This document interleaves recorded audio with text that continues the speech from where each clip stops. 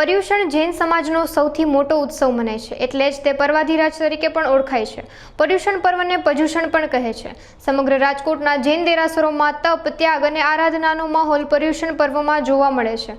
પર્યુષણ પર્વ દેરાસરોને રંગબેરંગી રોશનીના શણગાર અને સુશોભનથી સજાવવામાં આવ્યા છે। ત્યારે રાજકોટના ગાંધીગ્રામમાં આવેલ શ્રી ગાંધીગ્રામ જૈન દેરાસરમાં શ્રી શામળા પાર્શ્વનાથ ભગવાન બિરાજમાન છે। ભગવાનને હીર અને જરીની આંગી ચડાવવામાં આવી હતી। જય જીનેન્દ્ર। હું ગાંધીગ્રામ જિનાલય ગાંધીગ્રામ સત્યપૂર્ણ ધામના ભાવિક મહેતા ટ્રસ્ટી છું। અત્યારે અમારે ત્યાં પર્યુષણ પર્વ બહુ જ ધામધૂમથી ચાલી રહ્યો છે અને લોકો સંઘના સભ્યો ખૂબ જ ઉલ્લાસપૂર્વક ભાવપૂર્વક આરાધના પણ કરી રહ્યા છે। અમારે ત્યાં 3 સાધ્વીજી મહારાજ સાહેબ પણ ખૂબ જ ભાવપૂર્વક શ્રાવક શ્રાવિકાઓને આરાધના પણ કરાવે છે।